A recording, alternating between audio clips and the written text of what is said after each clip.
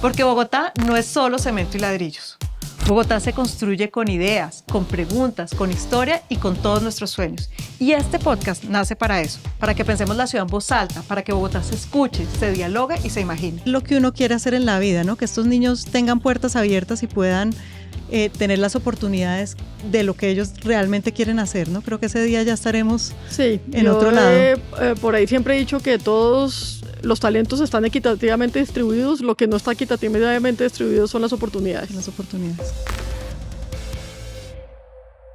Bienvenidos a un nuevo episodio de Planes y Planos. Hoy tenemos un tema muy interesante. Vamos a hablar de educación, vamos a hablar de niñez y vamos a hablar de Bogotá. ¿Y quién mejor para hablar de este tema que Isabel Segovia? Isabel Segovia ha dedicado toda su carrera profesional a trabajar en temas de educación y de niñez, y además tengo la suerte de compartir colegaje en este momento en el distrito con ella. Ella es secretaria de Educación. Bienvenida, Isabel, a Planes y Planos. Muchas gracias, querida Dulce. Encantada de estar por acá. Bueno, Isabel, cuéntanos un poquito por qué terminaste trabajando temas de educación. ¿Qué te llevó en la vida a dedicarte a trabajar educación? Sí, no fue claro desde el principio. No tengo vocación de profesora, digamos, como le pasaba a uno a los niños chiquitos que iban y los invitaban a la casa uno con las amiguitas y quién era la profesora y quién era el alumno. Eso no era una marca distintiva alrededor de ese tema. Realmente, después de estudiar historia, de irme a la universidad a estudiar historia sin tener muy claro pues qué quería hacer con la vida, pasé a hacer una maestría en estudios latinoamericanos que fui concentrando en desarrollo. Y tuve unas cuantas influencias en la universidad en donde me empezaron a meter en temas de desarrollo y eso me empezó a enganchar, y esto ya era para el momento de la maestría.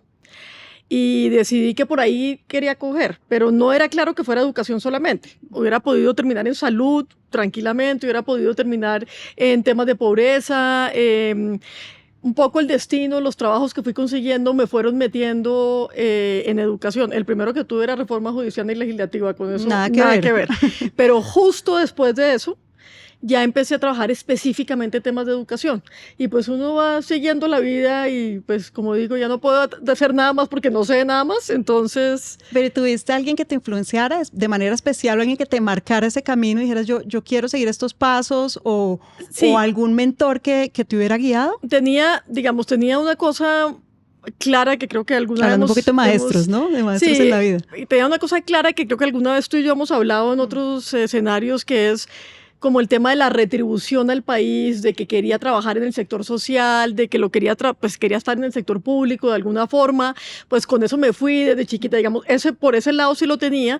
Y más adelante, justamente en la maestría, conocí a una profesora, se llama Wendy Hunter, espero que todavía viva, que pues metí una clase de desarrollo con ella y eso me pareció fascinante y ahí quedé enganchada.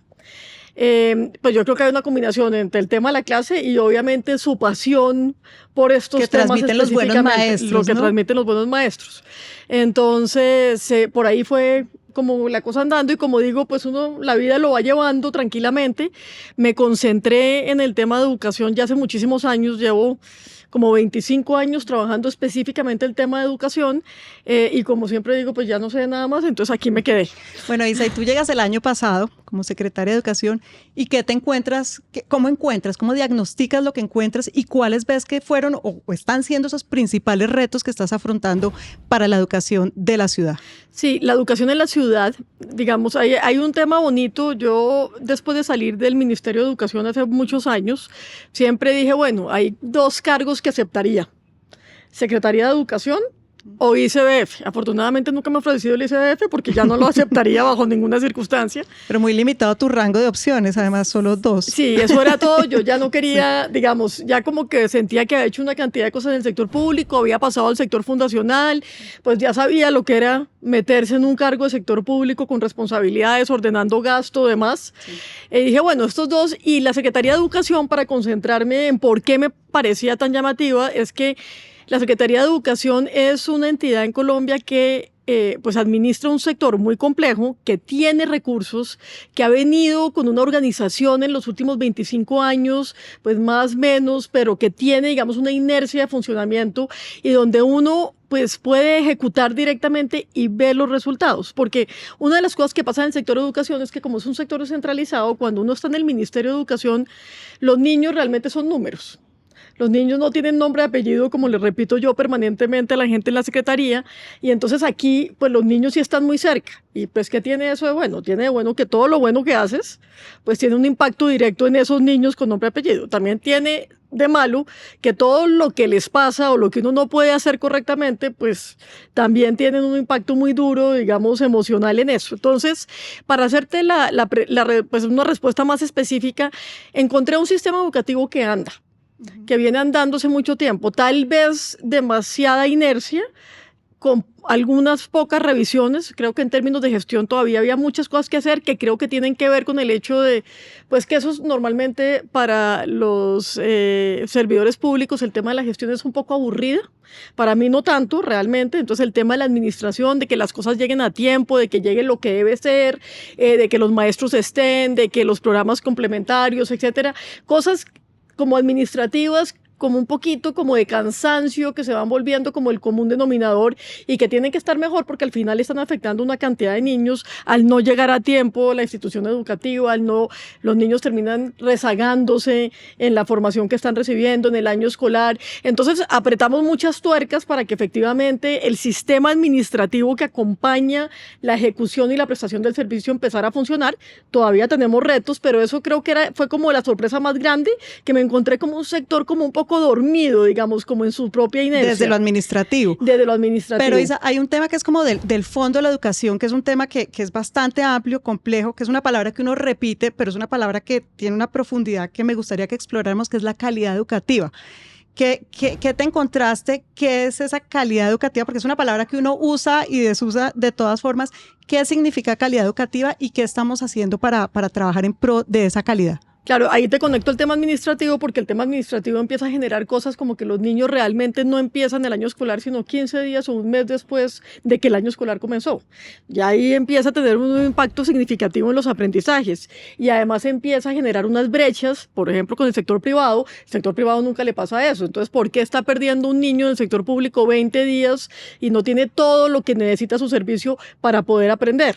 Y pues para tener una cantidad de cosas de bienestar. Adicionalmente, lo que sí sabía, digamos que no es sorpresivo a la llegada, es que los resultados de calidad del sector educativo de Bogotá pues venían desmejorando significativamente.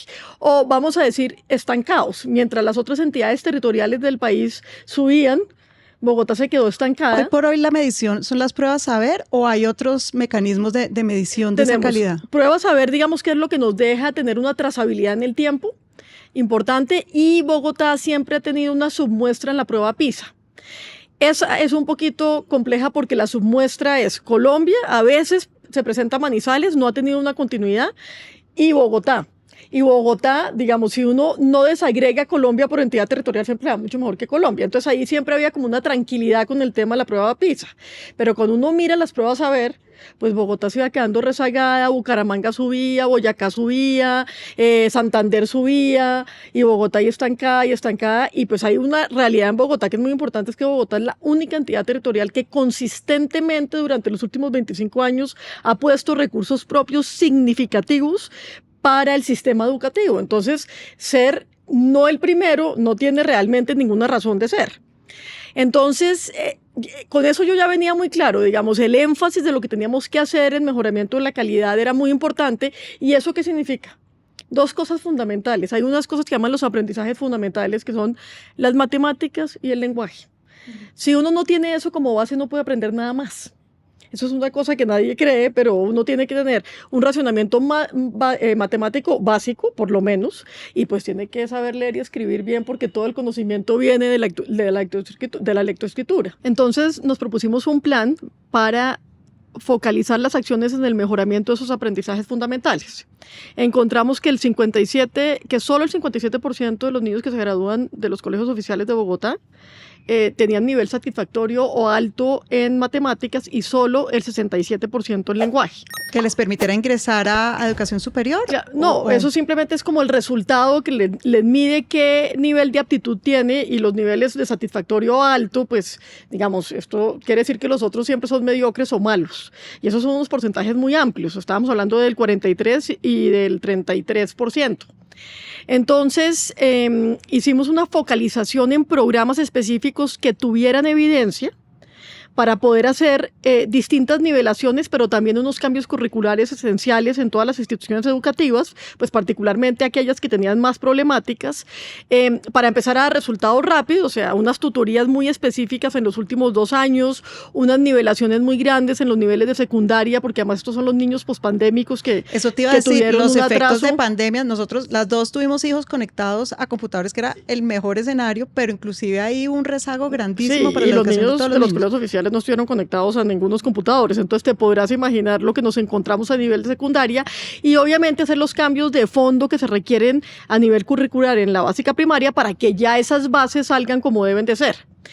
Incluso ya tuvimos la medición de saber, justamente este jueves que viene vamos a hacer la presentación, y tuvimos ya unos mejoramientos significativos porque, como dije, también empezamos a hacer unos tutoriales en los últimos 2 años, que no le podemos decir a los niños de 10º y 11º, ustedes ya no les tocó el cambio curricular, entonces ahora ya salieron sin bases de matemáticas y de lenguaje. ¿Y nos puedes anticipar esas mejoras que arrojaron? Claro, en matemáticas fue significativo, o sea, subimos del 57% al 63%, y en lenguaje subimos del 63% al 66%.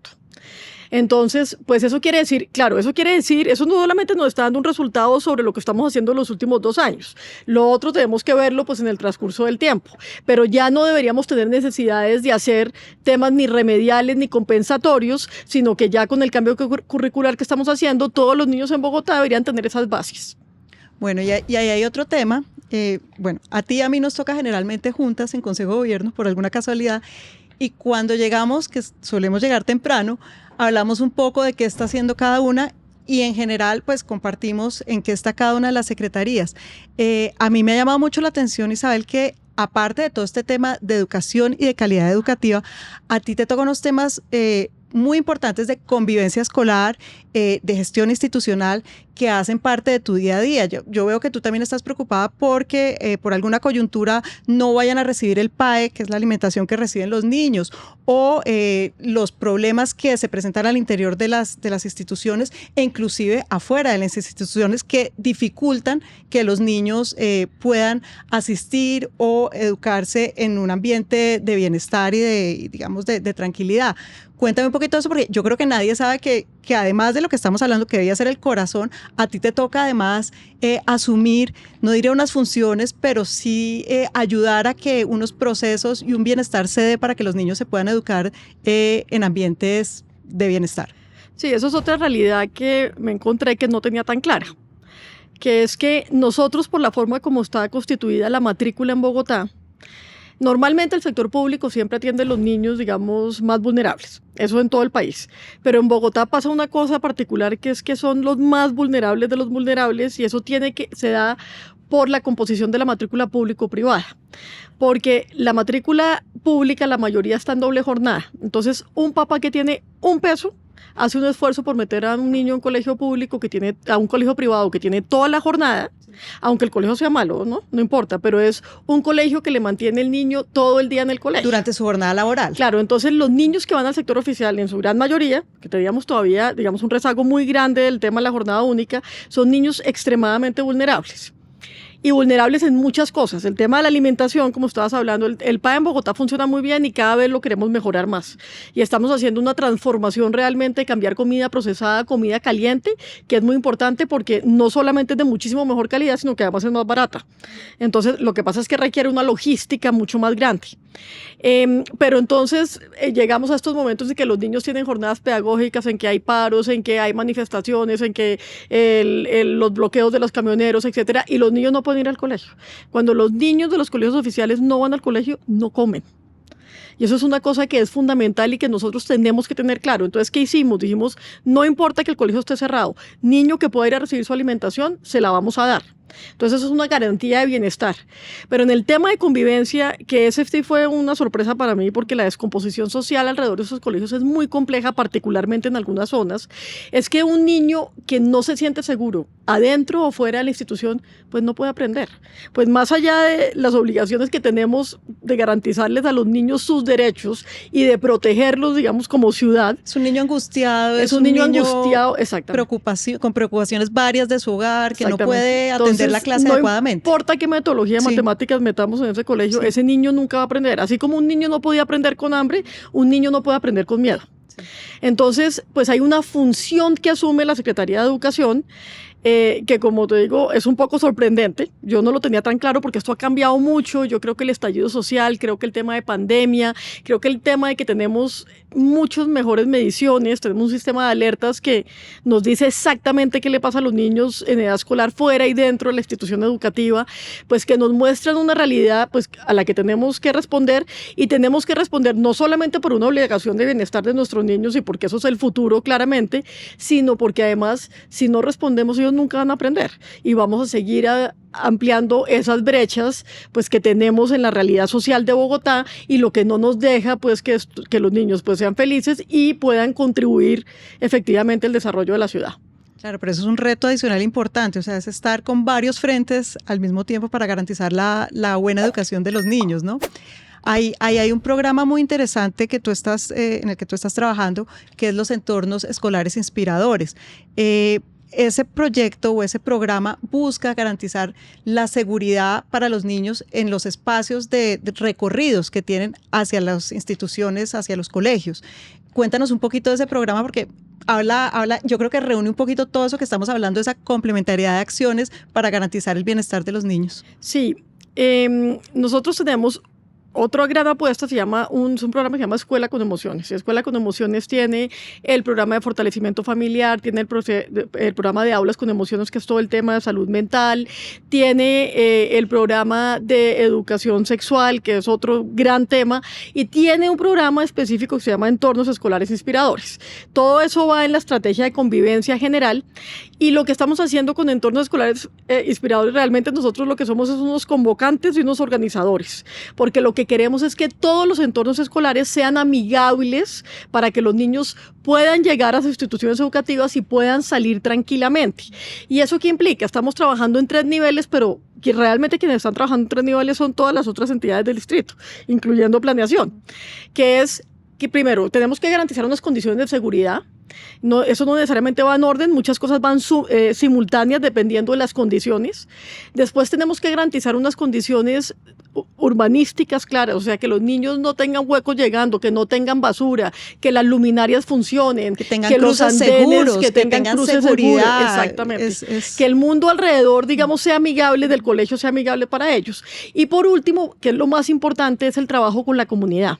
Estamos haciendo unos esfuerzos muy grandes con las comunidades de varios sectores para que se apropien de la institucionalidad escolar.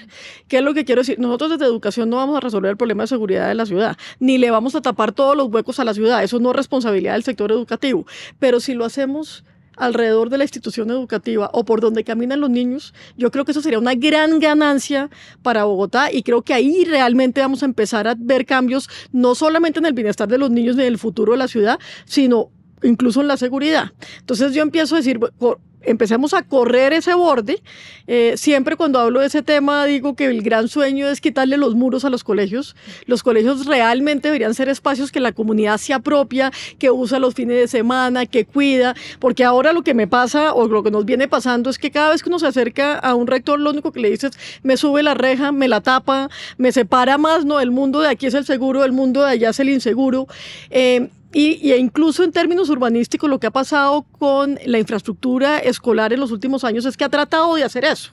Entonces ha puesto barreras livianas y rejas, no muros de ladrillo, pero vuelvo y digo, en las zonas complicadas lo único que le piden a uno es ciérreme eso, por ahí le venden droga a los niños, les meten cosas que se nos están metiendo al colegio, súbame la reja, y justamente el efecto que queremos es, no, la zona del colegio es sagrada para la comunidad comunidad se va a encargar de cuidarla y ya lo que pasa, digamos, a unas cuadras más lejos, pues ya eso es un problema distinto. Claro que ahí la gran apuesta es la participación de la comunidad. Yo creo que en la medida en que la comunidad participe, que haya lo que llamamos en urbanismo frentes activos, que haya comercio, que haya como un control social sobre esos recorridos, yo creo que ya se garantiza un poco esa seguridad. Y hay un tema muy interesante que planteas tú desde el urbanismo y es buscar que sean unos andenes seguros, que sean unos cruces seguros, que haya una señalización apta para los niños, porque yo no sé, Isabel, tú cómo lo ves, pero la madurez de una sociedad o qué tan tranquila es una ciudad se mide en cómo los niños se pueden, o la autonomía que los niños pueden tener en esta ciudad. Entonces, yo creo que ese es un paso grande hacia la autonomía de nuestros niños. Aquí todavía estamos lejos de poder dejar, y en algunos casos pues no hay otra opción, que nuestros niños recorran solos la ciudad. ¿Tú cómo ves esa autonomía de los niños en Bogotá? Pues tú sabes mejor que nadie que cuando empieza a cambiar el entorno, sea en seguridad, sea urbanísticamente, sea en los servicios complementarios, la gente casi que automáticamente se empieza a apropiar de ellos. Entonces, y pues si uno además le agrega que es que nos vamos a apropiar de un entorno que cuida a nuestros niños, eso es lo que le va a empezar a dar esa autonomía y eso es lo que va a empezar a crear que Bogotá, a creer y a construir que Bogotá se vuelva efectivamente una ciudad en donde los niños están protegidos por cualquier cosa. Eso va a tener un impacto mucho más amplio.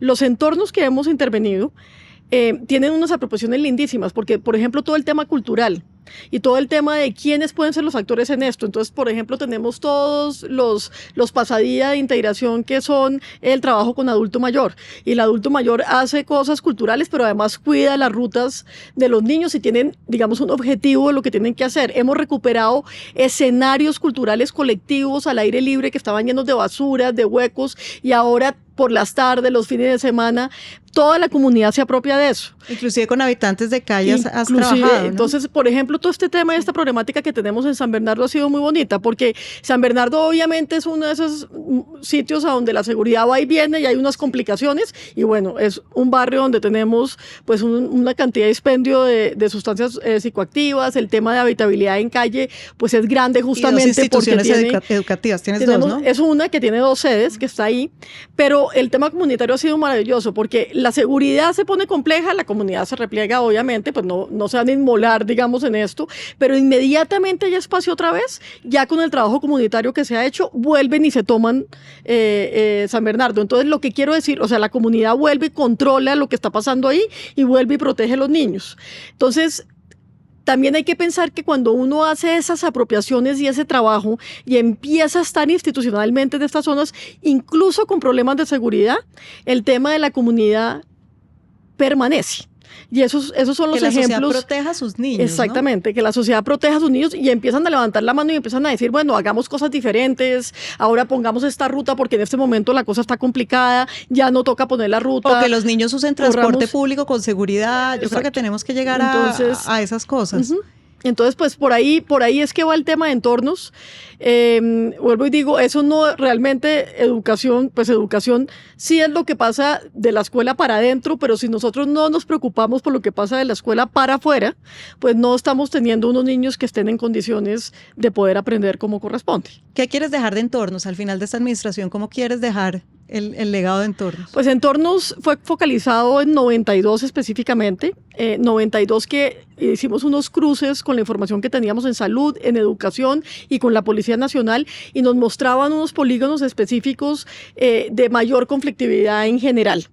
Esos cruces que se hicieron, alguien me preguntaba que si eran 5 cuadras, 10 cuadras, entonces les explicábamos cómo lo que hicimos fue un seguimiento de cuáles eran las rutas de los niños para llegar al colegio.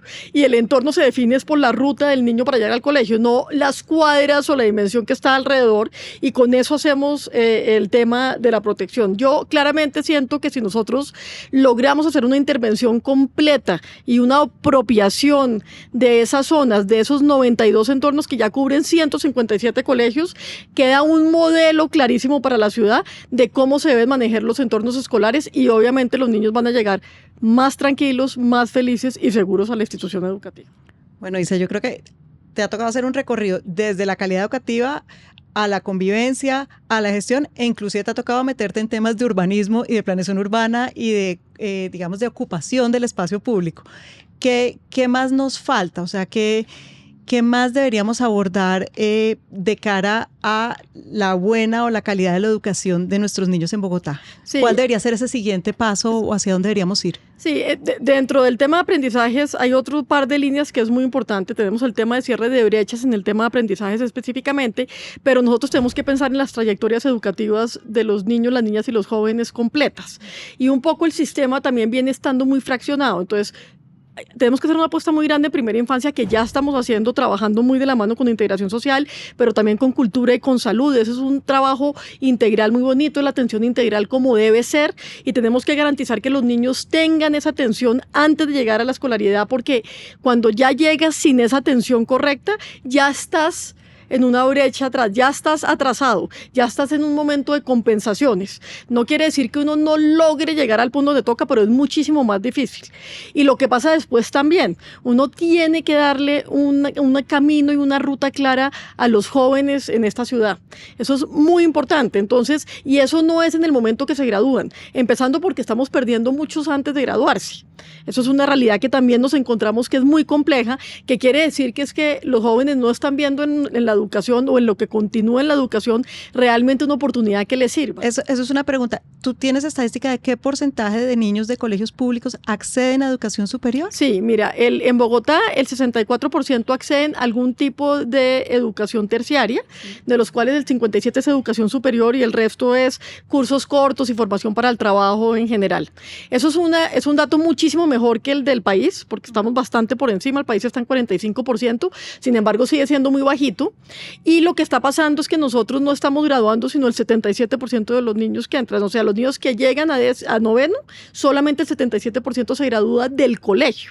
Entonces ya ahí estás teniendo, no es ni siquiera no darles opciones siguientes, sino que es que no tienes cómo dárselas porque no han terminado la escolaridad. ¿Y qué pasa con esos niños que se desescolarizan? Claro, ahí estamos tratando de montar todo un proyecto, o lo hemos montado y estamos todavía pues en la cosa de armarlo y consolidarlo bien, que es justamente volver a traer estos niños que no estudian ni trabajan, estos jóvenes que salieron para que terminen su escolaridad con unas transferencias monetarias que les está girando integración social y con una ruta de formación con Atenea y empleabilidad con desarrollo económico para volverlos a captar. Pero lo más importante es que no sigamos excluyéndolos, no podemos seguir sacándolos. Entonces la institucionalidad está trabajando muy fuerte en todo lo que tiene que ver con orientación socioocupacional, pero no en décimo porque ya no están, sino estamos trabajando con ellos ya desde octavo para que vean una ruta en mucha articulación de la media. Que se salgan de la ruta y evitar y que no tener y no que de ir a la ruta del buscarlos, colegio, claro. sí, porque ir a recuperarlos es mucho más difícil, y además haciendo unos trabajos muy fuertes de articulación con el SENA, con instituciones de educación para el trabajo y desarrollo humano y con institutos técnicos y universidad en tu colegio para que empiecen además a hacer créditos desde la media y tengan un plan de vida definido para cuando salen del colegio. Bueno, una pregunta más amplia. ¿Cómo es el futuro de la educación en Bogotá? Pues yo pensaría que Bogotá debería ser una ciudad donde todos los niños aprenden lo fundamental, por lo menos. Esto lo deberíamos ampliar. Nivelar pública con privada. Nivelar pública con privada, el tema de matemáticas y lenguaje absolutamente garantizado, obviamente el tema científico y todo el tema de ciencias también. Nosotros no lo pusimos en el plan, pero lo hemos estado trabajando igualito que matemáticas y lenguaje, porque pues nos dimos cuenta que eso no lo podíamos dejar por fuera claramente en este proceso. Entonces, una institución educativa que le garantiza unas condiciones a los niños de aprendizaje y que los deja conectados, sea con el mundo laboral o sea con el mundo del emprendimiento o del trabajo. Que no haya una ruptura de la trayectoria educativa y que obviamente todos los niños tengan un inicio de vida también completamente, no voy a decir controlado, pero con la oferta que debe tener para que no empiece a generar rezagos desde esa primera infancia. Y que siempre estén abiertas las oportunidades, ¿no? El acceso a oportunidades es como el acceso a oportunidades y esa línea educativa y esa trayectoria educativa, como lo llamamos los que hablamos de educación, es absolutamente fundamental para no perder las puertas que se van abriendo en el camino. Yo sí creo que la felicidad y la, digamos, la proyección debe ser poder hacer lo que uno quiere hacer en la vida, ¿no? Que estos niños tengan puertas abiertas y puedan tener las oportunidades de lo que ellos realmente quieren hacer, ¿no? Creo que ese día ya estaremos en otro lado. Por ahí siempre he dicho que todos los talentos están equitativamente distribuidos, lo que no está equitativamente distribuido son las oportunidades. Son las oportunidades. Bueno, Isa, nuestro podcast finaliza con unas preguntas para que contestes lo primero que se te ocurra. Muy bien. Entonces, un lugar favorito en Bogotá. Pues yo creo que el lugar favorito en Bogotá es mi casa. Mi casa, mi barrio, mi zona, eso es lo que más me gusta. Bueno, una comida bogotana que amas. Sí, eso lo he pensado y pienso, yo no estoy segura si la papa criolla es bogotana, pero me encantan las papas criollas. Pero es criolla, sí. Bueno, es que es difícil pensar algo distinto al ajiaco. Sí, el ajiaco me gusta, pero pues, digamos, favorito, me gusta más la papa criolla que el ajiaco, La por papa ejemplo. criolla es una gran respuesta. Sí. Sí. Bueno, un libro que te marcó. La tejedora de coronas. ¿Por qué? Me marcó la historia y me marcó sobre todo la forma como estaba escrito. Es un libro que no tiene puntuación, para quien no sepa. Es un libro larguísimo que no tiene puntuación y uno simplemente no puede creerlo, pues lo enganchado que está en eso y cómo además puede parar y seguir leyendo, ¿no? Porque además los nervios de agarrar un libro que no tiene en ningún momento un punto aparte es una cosa muy impresionante. Pero me parece un revuelto entre la maravillosa historia que cuenta y la forma como está escrito, que siempre que pienso en un libro, ese es el que se me viene a la mente. Bueno, pues ahí queda una gran recomendación para todos, para mí especialmente, que no lo he leído tampoco. Un maestro o una maestra que recuerdes con cariño. Sí, ahí les mencioné un poco a esta maestra, Sí. la maestría Wendy Hunter, y yo y remontándome un poco al tema del colegio, claramente una profesora de filosofía que se llama Claudia Rincón. Del colegio. Sí, del colegio, que fue muy importante como para meterme en la línea, yo creo que de lo público, de las ciencias humanas. Yo creo que ella fue fundamental en eso. Una palabra que para ti defina Bogotá. Yo creo que es como bipolaridad. Okay.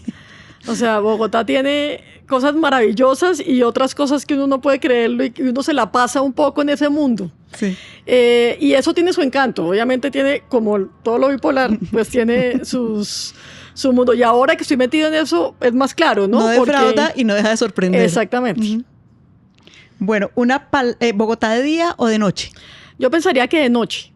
Yo creo que es una ciudad, digamos, a mí me gusta también Bogotá de día, pero creo que es un poco más caótica de día que de noche. La primera infancia en una palabra. Yo creo que felicidad. Felicidad. Y por último, ¿planes o planos, Isa? Sí, ahí como estoy formateada en el ambos, ¿Sí? Claro que sí. Digamos, yo tengo que decir, pues hay que tener planes. Yo tenía una jefa que decía, pero uno no se la puede pasar planificando porque entonces no hace nada. Entonces hay que tener planes, pero hay que ejecutar y eso hay que ejecutarlo pues en algo concreto, pues que es el plano como tal. Y en este caso, pues nosotros tenemos que lograr que esta ciudad pues se la puedan apropiar los niños. Yo sí creo que esa descripción que dices tú es perfecta. El día que los niños tengan autonomía en Bogotá, quiere decir que el desarrollo de esta ciudad ha sido exitoso. Bueno, Isa, pues muchas gracias por acompañarnos en nuestro episodio. Este fue un capítulo en el que todos aprendimos un poco más de educación y de lo que está pasando en las aulas de nuestros niños en Bogotá. Los invito a que nos sigan acompañando en nuestras redes, en Instagram, en Spotify. Y muchísimas gracias, Isa, por medírtele a este espacio con nosotros. No, Mil gracias. De verdad fue un gusto esta conversación contigo. Volver a estar invitada en algún momento futuro. Muchas gracias. Para contar cosas que ya realmente estén pasando.